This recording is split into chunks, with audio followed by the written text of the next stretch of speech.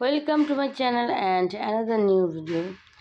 আজকে বাচ্চাদের জন্য কিছু বিকেলের জন্য নাস্তা রেডি করব। চিকেন ফ্রাই হচ্ছে গিয়ে ফ্রেঞ্চ ফ্রাই।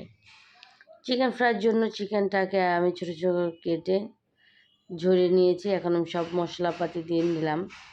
আদা রসুন, গরম মশলা, জিরার গুঁড়া, আর হচ্ছে গিয়া একটু দিলাম ফুড কালার, টেস্টিং সল্ট, আর এখন দেব সামান্য একটু 1 চামচের মতন ময়দা দেবো, লাল মরিচের গুঁড়ো, আর হচ্ছে গিয়ে লেবু, যেটা কাগজি লেবু ছোটো ছোটো পিস, তো একটু বেশি দিতে হয়েছে পরিমাণ মতো রসটা বের করার জন্য। আর চিকেন ফ্রাইটা ছোটো বড়ো সবাই অনেক পছন্দ করে। দিয়ে দিলাম টক দই, আর দিয়ে দিলাম স্বাদ মতন লবণ, আর দিয়ে দিলাম সিরকা সয়া সস। এটা ক্যামেরায় ক্যাপচার করা হয়নি। ভালোভাবে ম্যারিনেশন করে এখন এটা আমি বক্সে করে ফ্রিজে আধা ঘন্টার মতো 1 ঘন্টার মতন রেখে দিয়েছি। এখন আমি ফ্রেঞ্চ ফ্রাইয়ের জন্য 6টার মতন বড় বড় সাইজের আলু নিয়ে নিলাম। এখন এটাকে আমি কেটে নিলাম।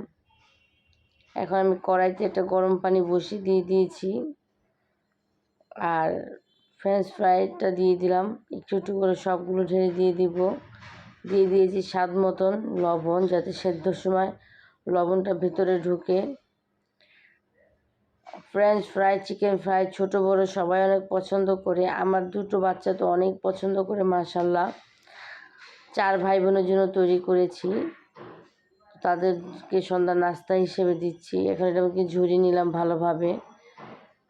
পানিটা ঝরে গেলে দিয়ে দিব সামান্য চালের গুঁড়া, যেটা উপরে একটা ক্রিস্পি ভাজা ক্রিস্পিটা ভাব আসে। আর দিয়ে দিব কাবাবের যে রাঁধুনি মশলাটা সামান্য একটু দিয়ে দিব, যাতে খুব সুন্দর একটা ফ্লেভার আসে। আর দিয়ে দেবো হচ্ছে কি অল্প পরিমাণ লবণ। এটা ভালোভাবে মেখে নিব। ভালোভাবে মাখানো হয়ে গেলে চলে যাব রান্নার জন্য রান্নাঘরে। চুলাটা কড়াই বসিয়ে নিয়েছি, অল্প পরিমাণ তেল দিয়ে দিয়েছি।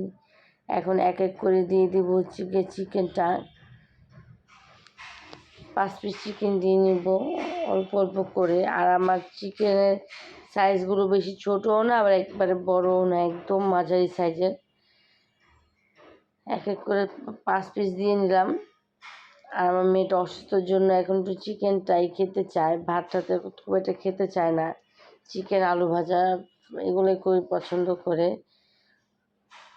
এখন আমি একটু ঢাকনা দিয়ে ঢেকে দিব, কম আঁচে বসিয়ে দেবো, যেন ভেতর থেকে মাংসটা সেদ্ধ হয়ে যায়। আর ফ্রাই প্যানটা বসিয়ে নিলাম, গরম হয়ে গেলে পরিমাণ মতন তেল দিয়ে দিলাম। এখন দিয়ে দেবো হচ্ছে কি আলু। আর আলুটাকে আমি একদম সুন্দর করে ছড়িয়ে দিয়েছি, যাতে সুন্দর করে লাল লাল করে ভাজা হয়ে যায়। যে ভাজা হয়ে আসলে এখন আমি একটু নেড়ে চেড়ে একটা ছাঁকনি দিয়ে উঠিয়ে নিব, তেলটা ঝরে যায়। তার পরবর্তীতে আবার দিয়ে দেবো আমি এমন করে 3 বারে সবগুলোকে ভেজে নিয়েছি। আর যারা আমার ভিডিও দেখছেন তাদেরকে অসংখ্য অসংখ্য ধন্যবাদ। আর প্লিজ আমার চ্যানেলটা সাবস্ক্রাইব করবেন, আমার বাচ্চাদের জন্য সবাই দোয়া করবেন। আর সবাইকে অসংখ্য অসংখ্য ধন্যবাদ। এরকম মজার মজার নাস্তা বানিয়ে নিজেও খাবেন, বাচ্চাদেরকেও খাওয়াবেন।